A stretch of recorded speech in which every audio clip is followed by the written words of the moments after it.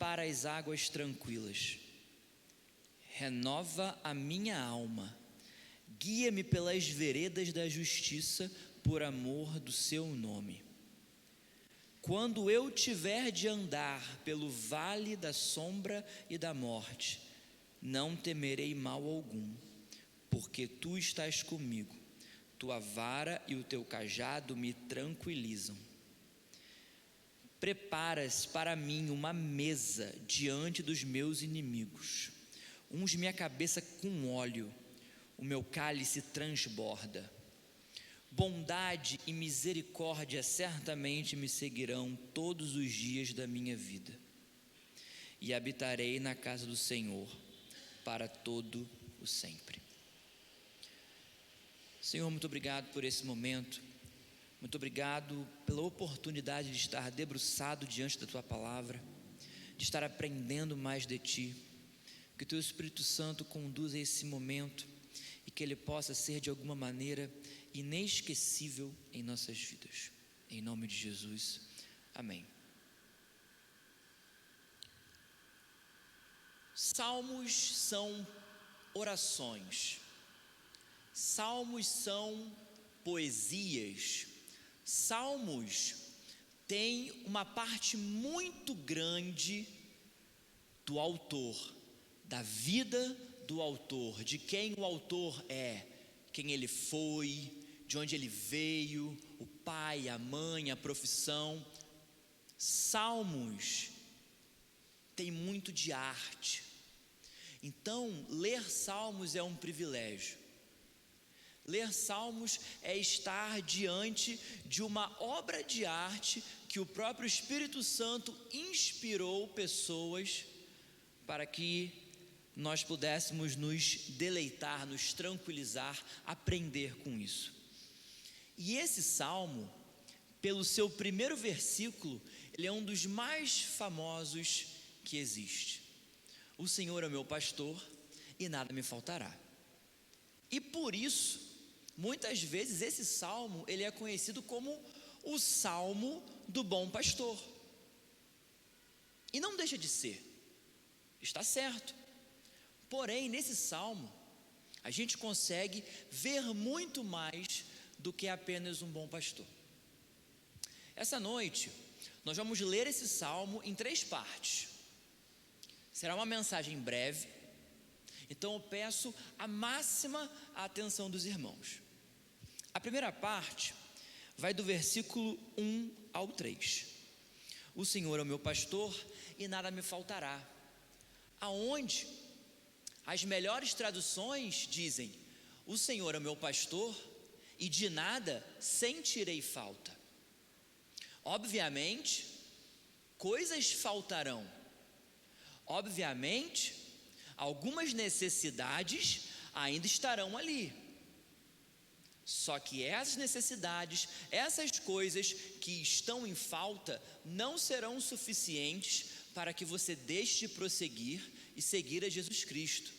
Porque independente de alguma coisa faltosa, de nada sentiremos falta a ponto de parar, a ponto de estagnar, a ponto de abandonar aquilo que descobrimos e recebemos em Jesus Cristo. E esse pastor que não permite que nada falte, é um pastor que nos leva, que nos conduz a pastos verdejantes. Mas o que seria isso? A profissão do pastor, a profissão daquele que conduz ovelhas, sobretudo no contexto de Davi, que era um pastor de ovelhas, que no início de sua vida, quando era um menino, um adolescente, iniciou sua vida profissional sendo pastor de ovelhas.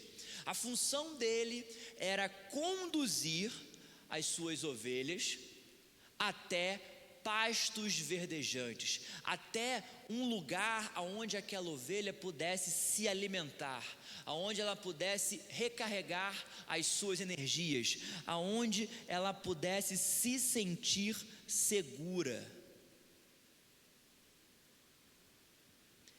Guia-me para as águas tranquilas. No mesmo lugar aonde tem o pasto, que é o alimento da ovelha, é interessante que haja água. Mas perceba o quão detalhista é o salmista a descrever essa água e chamar de águas tranquilas.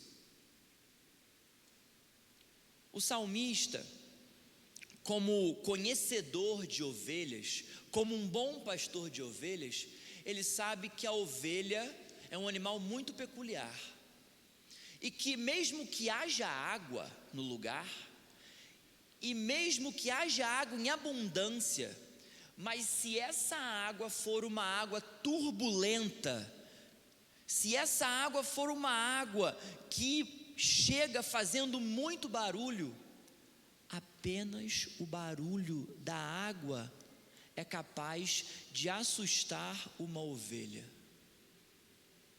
Então perceba que não é qualquer água, não é qualquer pasto, é um pasto que seja capaz de abrigar aquele rebanho. São águas tranquilas a ponto da ovelha ter a coragem, a capacidade de se aproximar da água e beber. A ovelha é um animal tão engraçado que, dependendo da situação, ela morre de sede por medo de chegar perto da água.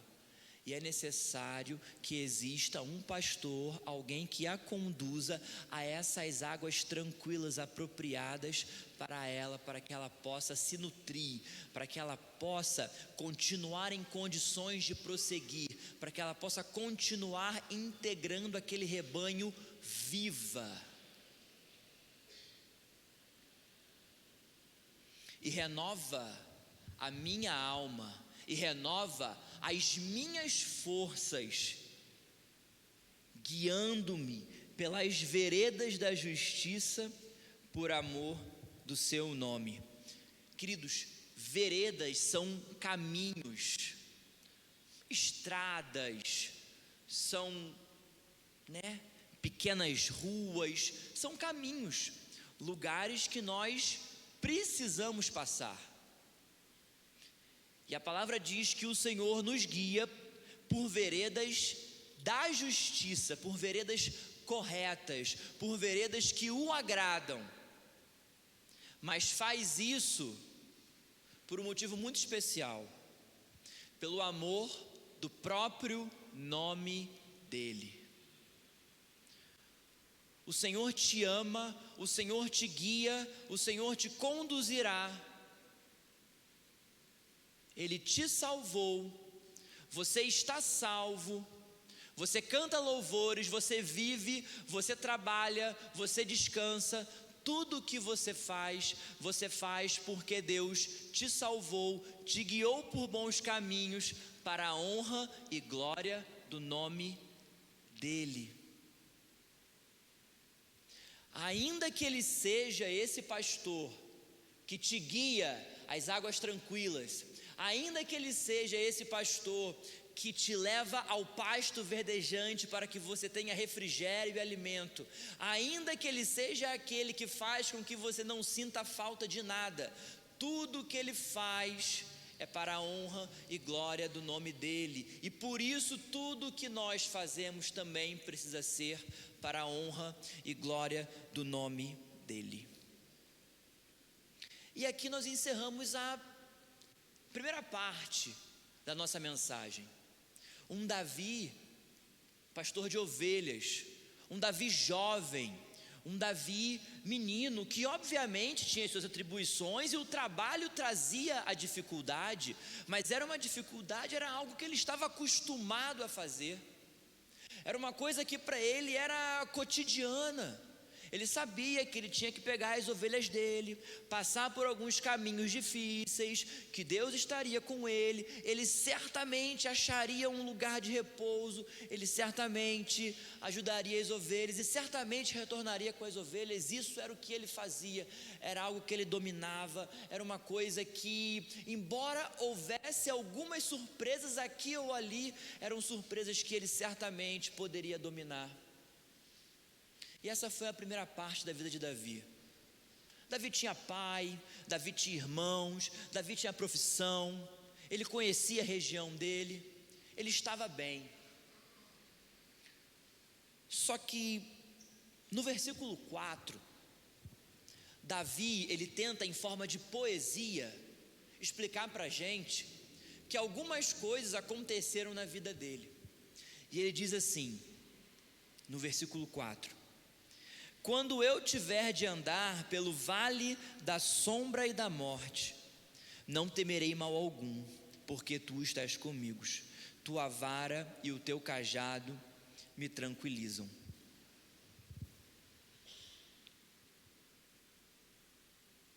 O versículo 4 é quando Davi,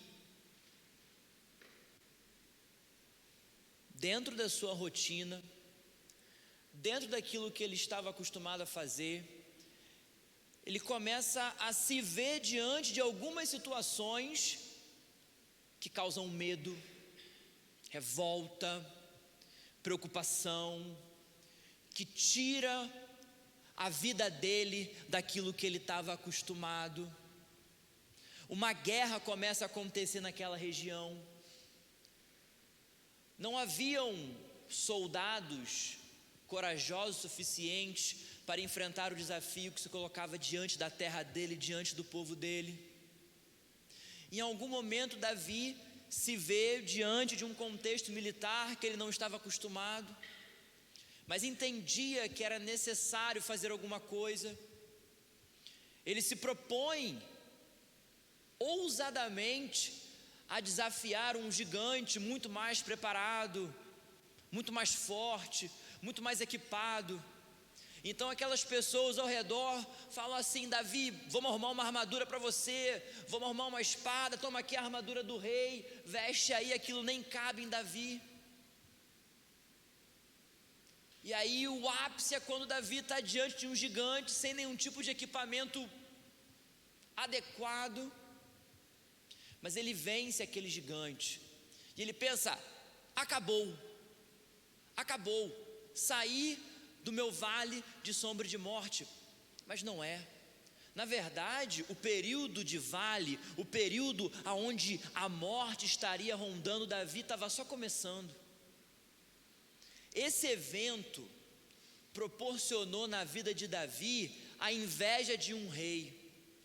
E esse rei, que era para ser o rei dele, que era para cuidar dele, passa a persegui-lo e quer matá-lo. Então os funcionários do rei, os amigos do rei, eles passavam a procurar Davi, querendo arrancar a vida dele. E Davi é muito amigo do filho desse rei. Ele fala: cara, sai daqui, o meu pai vai te matar, é só questão de tempo, vai embora. E aí Davi tem que sair da família dele, da terra dele, ele tem que sair daquilo que ele conhecia, ele tem que largar a profissão dele, tudo muda, e é tudo muito rápido. E aí agora, o menino que estava no campo guiando ovelhas, ele está foragido, ele está temendo a própria vida, ele está passando por um momento de vale, sombra, está passando por um momento em que a morte está à espreita.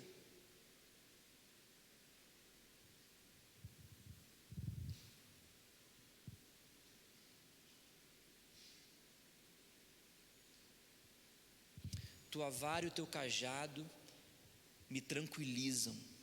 Algumas versões, particularmente eu prefiro, trazem: tua vara e o teu cajado me consolam.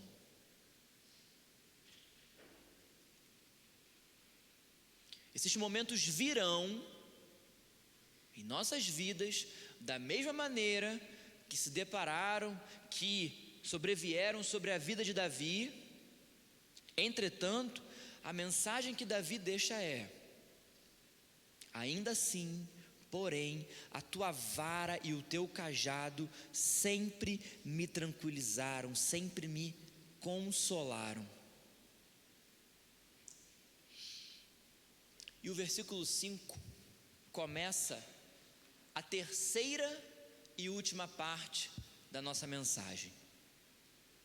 Nós vimos um Davi que era feliz, alegre, muito a aprender, conhecia uma pequena parte do mundo e estava bem. E depois mergulhou, sem ter muito controle, em uma situação onde ele era refém, onde ele era foragido, onde ele tinha medo o tempo todo, mas ainda assim sabia que Deus estava com ele. Só que agora, na terceira parte, todos nós sabemos que Davi saiu dessa condição de foragido para ser rei. Davi virou o rei de Israel. E durante todo esse tempo, ele lembrava de algumas coisas que já haviam acontecido lá atrás, quando um profeta foi na casa dele, e estava ele, os irmãos dele, todo mundo, e apresenta o primeiro, apresenta o segundo, e o profeta fala, não, é esse aqui que eu vou ungir, esse aqui que eu vou ungir rei. E tempo passou bastante tempo, o tempo correu, e aí Davi, nessa hora ele lembra, nossa, há muito tempo atrás, um profeta, um homem de Deus me disse que isso ia acontecer. E no versículo 5, já nessa situação, ele fala assim: preparas para mim uma mesa diante dos meus inimigos, unge a minha cabeça com óleo, o meu cálice transborda. Cumpriu-se a palavra de Deus, cumpriu-se aquilo que Deus já havia falado. O menino pastor de ovelhas, posteriormente perseguido, agora ele vira rei. E perceba que agora ele diz assim, prepara para mim uma mesa diante dos meus inimigos. Eu nunca tinha entendido isso direito. Só que aí, sabe o que aconteceu aqui? Agora, aquele que era perseguido está em uma posição que poderia se tornar perseguidor. Mas ele fala assim, prepara-me uma mesa diante dos meus inimigos. O meu cálice transborda. Esse cálice transbordante é alegria. É alegria. O versículo 5, a parte A do versículo 5, ela tem a ideia de dizer o seguinte: olha só, eu sou o rei. Muita gente que está aqui agora, Davi falando, tá, gente? Muita gente que está aqui agora me perseguiu, mas está tudo bem, porque agora eu sou o rei. Vamos trabalhar melhor isso. Vamos botar uma pedra em cima disso. Mas Davi também é maduro o suficiente para entender que mesmo sendo rei, mesmo tendo uma mesa posta, mesmo o cálice estando transbordante, mesmo a cabeça dele estando ungida, ainda assim, naquele lugar haveriam inimigos. Não mais inimigos que teriam o poder de atacar contra a vida dele diretamente, mas ainda assim, haveriam pessoas nos círculos mais íntimos, nos círculos mais importantes, que poderiam querer destruí-lo de forma indireta, com falsas palavras, com desânimo, com um trabalho mal feito. Ele entendeu que agora ele era o rei, mas que ainda assim ele tinha inimigos diferentes, inimigos que se apresentariam de maneiras diferentes, mas ele ainda assim tinha inimigos. Davi, com muita maturidade, percebe isso. Bondade e misericórdia certamente me seguirão todos os dias da minha vida, e habitarei na casa do Senhor para todo sempre. No versículo 6, é o final que Davi espera ter, é o final que ele quer, é aquilo que ele almeja. Ele já passou por tanto, ele já trabalhou, ele já ralou, ele já passou dificuldade, já foi perseguido, ele obteve sucesso, as promessas de Deus se cumpriram na vida dele, e agora o que ele espera, o que ele mais quer, é que a bondade e a misericórdia do Senhor acompanhem ele durante todo o restante da vida dele, e que ele possa habitar, que ele possa frequentar a casa de Deus, o templo, até o fim da vida dele. Davi deixou escrito para a gente, em forma de poesia, em forma de salmo, em forma de oração, a vida dele. Isso aqui é uma biografia de Davi. Isso aqui vai muito além do salmo do bom pastor. Nós vemos a ação do bom pastor, mas nós vemos o vale, nós vemos a morte, nós vemos a ascensão, nós vemos o desejo de habitar tranquilamente na presença do Senhor. Nós vemos a sabedoria de perceber que ainda assim, nos meios e nas situações mais inesperadas, como por exemplo a nossa casa, a nossa igreja, o nosso trabalho, ainda assim temos que estar atentos a todo momento. Ainda assim, precisamos entender que quando somos meninos inexperientes, quando somos perseguidos ou quando somos reis, ainda assim o Senhor nos guia pelas veredas de justiça. Ainda assim, a sua vara e o seu cajado precisam permanentemente nos consolar.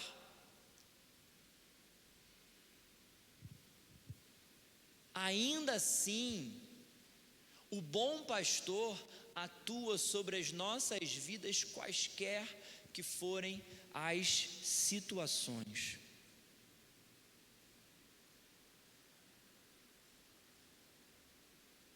Eu tenho tentado memorizar esse salmo, eu tenho tentado decorar esse salmo, de uma maneira que eu consiga entender e trazer para o meu dia as posturas de Davi.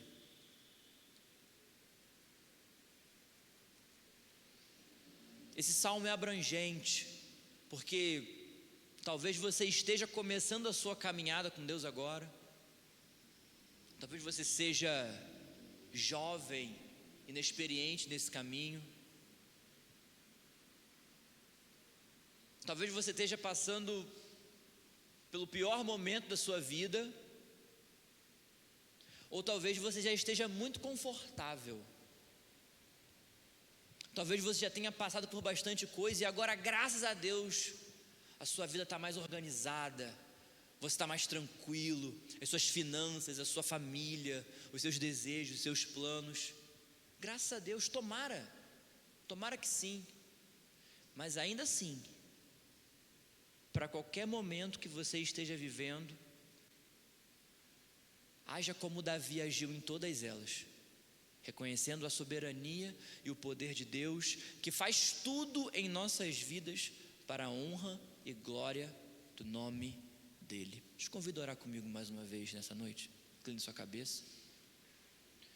Senhor, muito obrigado por esse momento, muito obrigado pela oportunidade de compartilhar a tua palavra, que essa palavra possa achar terra fértil nos corações, que essa igreja possa ser cada vez mais edificada e que pessoas diferentes possam estar aqui reunidas, mas todas adorando, bendizendo, engrandecendo, Senhor, o teu nome.